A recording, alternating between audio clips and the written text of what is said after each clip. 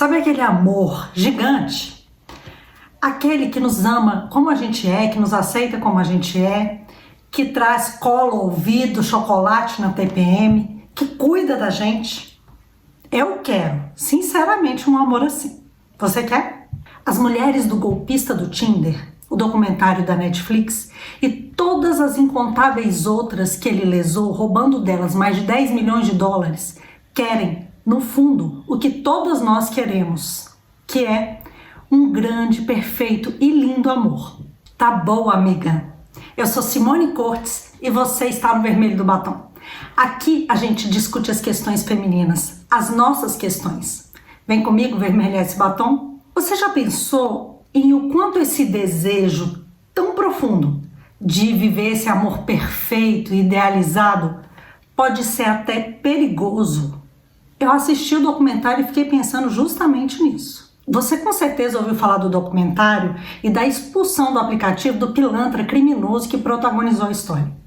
A gente aqui vai pensar um pouco sobre a história dessas mulheres e das milhares de outras que foram lesadas por ele.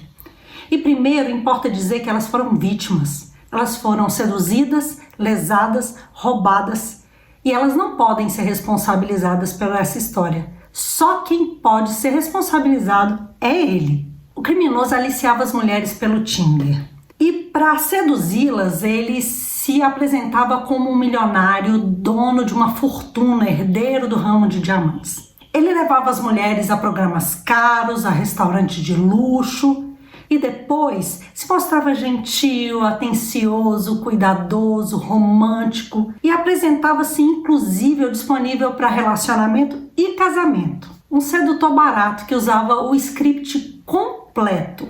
E ele usava a mesma história e o mesmo golpe com todas as mulheres. Passada a fase inicial, quando as mulheres já estavam apaixonadas, ele começava a dizer que estava correndo perigo de vida e que precisava da ajuda delas para poder sobreviver. E é aí que elas eram lesadas.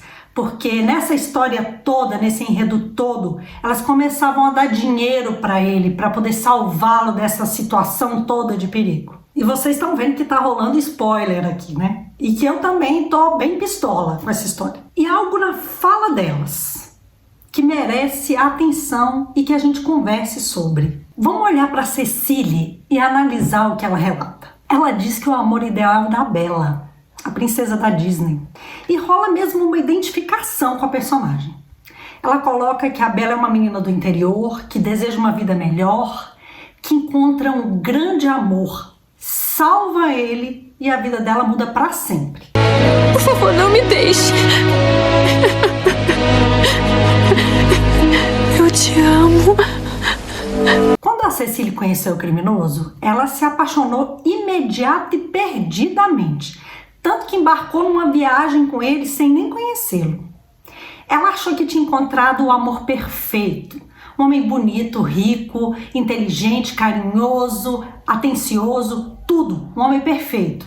Só que não, né? E tem mais uma coisa que chama a atenção na Cecily e nas outras mulheres do documentário e todas as outras que foram lesadas por ele, provavelmente. É que elas se sentiram impelidas a salvar aquele homem maravilhoso quando ele se disse em perigo. E foi nesse impulso de salvá-lo que elas foram lesadas. Elas não conseguiram enxergar e ignoraram sinais importantíssimos de que aquele cara era um pilantra. Agora vamos trazer um pouquinho pra gente a história da Cecily e ver o quanto a gente se parece com ela, um pouquinho, pelo menos. Vamos pensar nas nossas histórias e nas vezes que a gente se apaixonou, paixões homéricas. E vamos pensar em quantas delas a gente idealizou muito esse homem ou essa pessoa e em quantas dessas vezes essa pessoa era essa Coca-Cola todinha que a gente pintou. Agora olha também as histórias das suas amigas próximas. E não vê aquela da grama do vizinho que é sempre mais verde, não. Pensa naquelas amigas que você tem intimidade. E me dizem quantas dessas histórias, dessas paixões tão grandes, o homem era esse príncipe todinho, ou a pessoa era esse príncipe, essa princesa todinha que a gente pinta. Agora vamos pensar nas histórias que estão ao nosso redor, em que as mulheres tentam salvar quem está ao lado delas, e vamos refletir se isso funciona em alguma vez para a mulher. Isso é bom em algum momento para essa mulher salvadora? Aí parece que a realidade grita na nossa cara. Um outdoor gigante com letras garrafais e neon dizendo: isso não existe. Esse amor idealizado não existe. Esse príncipe encantado não existe. Mas a gente se nega a enxergar essa realidade, que a gente já sabe que não existe. Esse ideal de ser humano, carinhoso, lindo, cuidadoso, bem-sucedido, viril, pinto de ferro, maravilhoso, cheiroso, perfeito, ele existe aonde? Outra coisa que o documentário me fez pensar, e a fala daquelas mulheres me fez refletir, foi que muitas vezes a gente enxerga o amor como uma necessidade. É isso mesmo.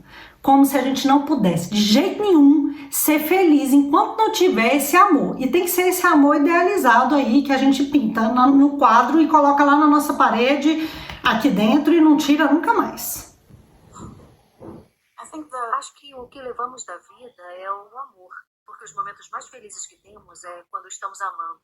E pensando na Cecília, em mim, em nós, eu fiquei refletindo o quanto vale a pena e se vale a pena a gente pautar a nossa vida nesse ideal de amor que vai nos fazer felizes. E se a gente pauta a nossa vida nisso, das duas uma. Provavelmente, ou a gente vai ficar frustrada, porque não vai encontrar isso nunca, ou então a gente vai viver entrando uma após outra vez em relações abusivas, que nos machucam, que nos ferem, que nos lesam quando não nos matam. E vale a pena passar a vida frustrada esperando isso? E na real, a gente sabe que a vida é bem difícil. E o grande desafio da gente é conseguir ter alegria, felicidade, plenitude na realidade da vida. E a vida está bem longe da perfeição dos contos de fada e também da sensação de plenitude que a gente sente quando está apaixonado. E sabe o que eu fiquei pensando? É que todas nós conhecemos mulheres que estão agora ou já estiveram em relações abusivas. E provavelmente a gente, cada uma de nós também em algum momento já esteve em algum tipo de relação abusiva. E fiquei pensando ainda em o quanto essas ideias de príncipe encantado e de felicidade que a gente só consegue ter no amor e de salvar esse outro, e o quanto isso nos fragiliza e nos faz entrar e permanecer em relações abusivas que só nos machucam. Eu confesso que eu já estive numa relação assim. E não foi legal não. E levou bastante tempo para eu me reerguer e me recuperar dessa história. Definitivamente não vale a pena. E todas nós já estivemos na posição de necessidade de ter alguém ao nosso lado para nos fazer companhia no sábado à noite, para ser pai dos nossos filhos, para nos fazer companhia nas festas dos amigos, para construir uma vida juntos, sei lá, tanta coisa que a gente põe nesse pacote. O problema da necessidade é que ela nos tira a autonomia. É como quando a gente está com fome, muita fome, e a gente come qualquer coisa sem escolher, qualquer porcaria. Da mesma maneira que pode acontecer aqui. Qualquer estrupício pode virar príncipe se a gente está atuando na necessidade ou está vivendo na necessidade. E fala aí, quem nunca? Cecília, as outras mulheres do golpista do Tinder e cada uma de nós que sente a necessidade desse amor tão idealizado se coloca em posição de fragilidade para entrar em relações abusivas. E sabe por quê? Porque isso simplesmente não existe. Não existe essa história desse amor ideal que vai nos fazer felizes. Então até quando? Até quando a gente vai se fragilizar? Até quando a gente vai se colocar em posição tão vulnerável, aguardando uma coisa que não existe? E enquanto isso, se machucando, se ferindo. 3 coisas então são importantes sobre o documentário, sobre Cecília e sobre nós. A primeira delas, não existe esse príncipe encantado que a gente idealiza. Então, toma cuidado para não idealizar demais aí. E eu também tenho o tempo todo que tomar cuidado para não idealizar demais aqui. Segundo, a gente não salva ninguém. E se o cara é um pilantra, vive mentindo, vive metido em confusão, se ele nos machuca, nos fere, nos lesa e até nos bate, nos desrespeita, nos estupra, Não há nada que a gente possa fazer para salvar esse homem. Não, a gente não é tão maravilhosa assim, não. E não tem carinho, amor, dedicação que possa fazer nada por esse homem. E também não há nada que ele faça. E não há nada que ele tenha, nem beijo gostoso, nem atração fatal, nem sexo maravilhoso, nem presentes que ele te dê, nem nada que ele te diga que compense ser machucada e ferida constantemente. A gente só pode mudar a gente mesmo. A gente só pode fazer algo pela gente mesmo. Terceiro, a gente não pode entregar a nossa felicidade na mão do outro, não, e nem responsabilizar o outro por isso. Quando a gente coloca o nosso coração numa bandeja, entrega na mão do outro, a possibilidade de dar é muito grande. Só a gente é responsável pela nossa felicidade.